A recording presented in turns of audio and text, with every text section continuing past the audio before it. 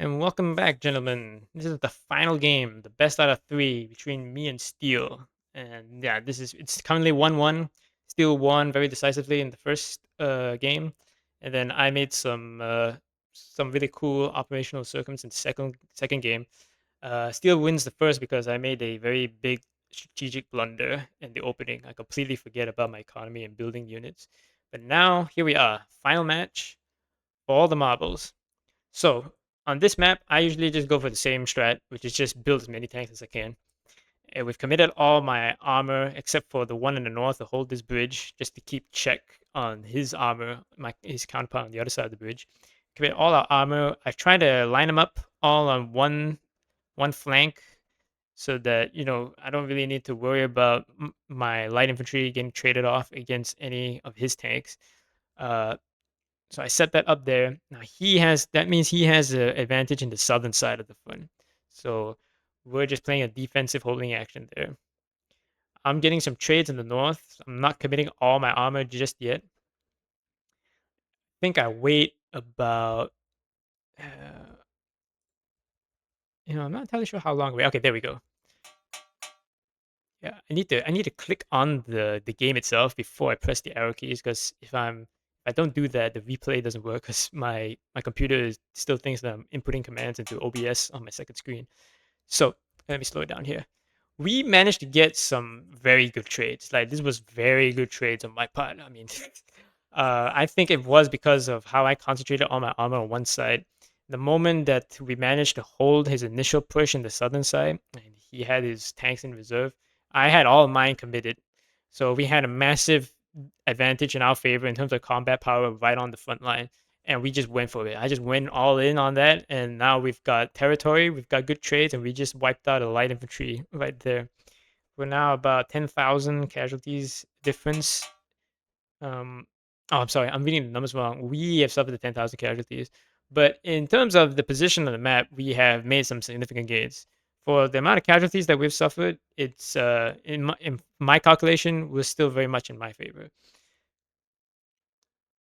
And you're gonna see why I say that as the game progresses here. So we don't get an encirclement. Okay, yeah, we do get the encirclement, but we managed to pin that one tank down there, and we snipe it basically. And what advantage we had in terms of our armor concentration, it's now very much in our favor. We get a slight encirclement in the tank to the south here. He manages to break it out though, but we do have it pinned. We do have it pinned, so he can't move. So we're going all in on that. We're trying to cycle the troops as best we can. I'm trying to keep my tanks on the line as for as long as possible, because we've already made this many gains. If you look at like the HP and the morale, it's very much in his favor. And the thing is around about here that I realized that if I try to keep doing this, I'm going to end up overextending, and he's going to be able to push me back all the way to the back. So now I'm beginning the cycle. We've we've taken a lot of HP damage on a lot of the tanks, and his tanks are looking pretty alright, except for this is another encirclement. So in terms of troops, he is up by about 6,000, but 6,000, if you give yourself a buffer about 10,000, so it's very, very minor in this game. So it's when you get above 10,000 of a difference, that's when you need to be worried that you're probably doing something very wrong.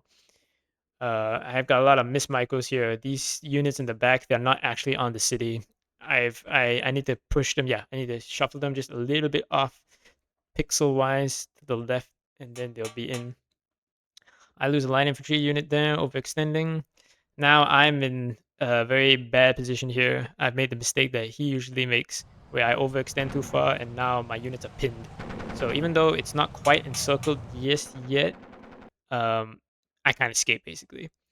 So this right here is pretty dangerous. Pretty dangerous.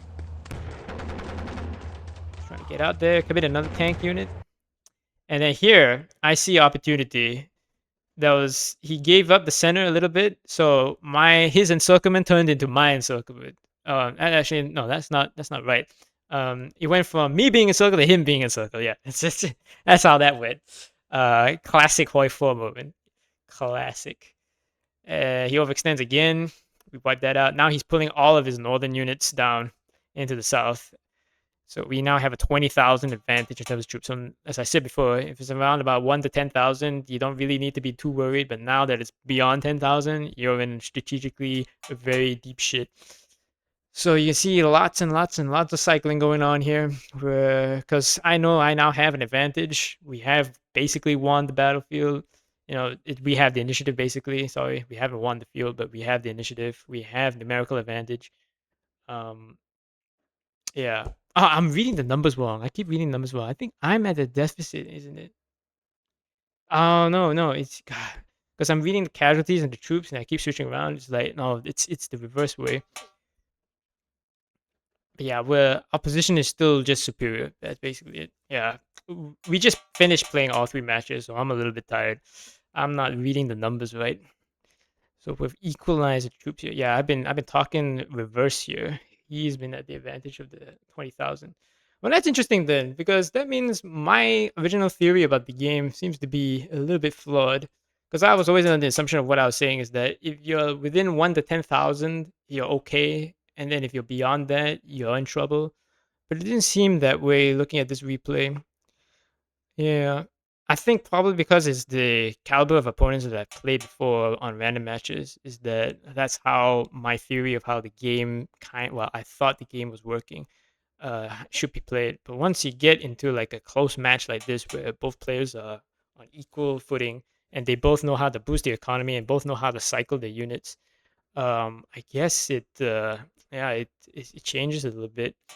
It goes back to what I was talking about in the previous video was that there's a ridiculous amount of nuance in this game that despite the fact that all the mechanics are so simple, uh yeah, you can get things like this even though that we were short on 20,000. uh we get all the encirclements, we're winning all the battles. So long as it's like not that large an advantage, we are winning. So let me speed up the game a little bit more. He's very weak in the center now, very weak. I think if I had committed those reserves that I just committed there to the south, if I committed them to the center, we could have got the breakthrough like right now. But I'm playing the long game now. I am playing the long game. I've got more funds than he does. I I usually float a lot of funds. It's probably my biggest weakness so far. But if so long as I can catch that I'm floating a lot of funds just in time before the enemy gains a decisive advantage strategically, then I can just play a holding action and then rebuild all the units. And as he gets closer to my cities, gets closer to uh, my city's power projection, then you have an advantage tactically and operationally speaking. And then you can even the odds strategically. So we get a massive encirclement in the center again. And that one there probably, yeah, decides the game. Uh, he can't get out. We've fully committed everything. And now he's fully committing everything from his northern side. And now he's trying to make some plays. And no, these plays, they're not working out. We close the pocket. Swing around to the north side here. We are up by 26,000 casualties in our favor. I am reading that number correctly. Yes, yes, I am. Yes, okay, now we have about a 30,000 unit advantage in our favor. Yes, okay. All right. He gets a slight encirclement, but it doesn't work out because we've got more numbers. So the moment he encircles me, I counter encircle. Very simple. And that's the end. That right there, he has no front line. All I need to do now is just concentrate my forces and just keep the push going. And he can't cycle because all his units that are in the backline now, they're all too depleted from all the encirclements and all the fighting. I think in, the game is already in my favor. But if you're in a similar position, but it's not too drastic, you haven't been encircled like 6-7 times in a row, you can afford to just keep the units on the front line. All right, I've played against good opponents where that strategy does work out. Where you're getting into the end game, everyone's like tired and depleted. At that point, if you are able to concentrate more combat power in the front line, then it doesn't matter how much strategic depth he has in terms of his units and his funds because you're in the end game basically. As yeah, once again, more nuance in this game despite the fact of it being so simple. It's a little bit like chess there. You can't go into the end game having the same mentality as you did at like the beginning, the opening. um the dynamics of the game change as the game progresses. So you can always, switch up the strategy and do things like that. So there you go. The end of game three. It was a very well played game, well fought game. Best three games that I've played so far. Thank you, Steel, for being my opponent. And yeah, I have won the first set. I'm not sure when we'll have time to do this again, but I do look forward to it.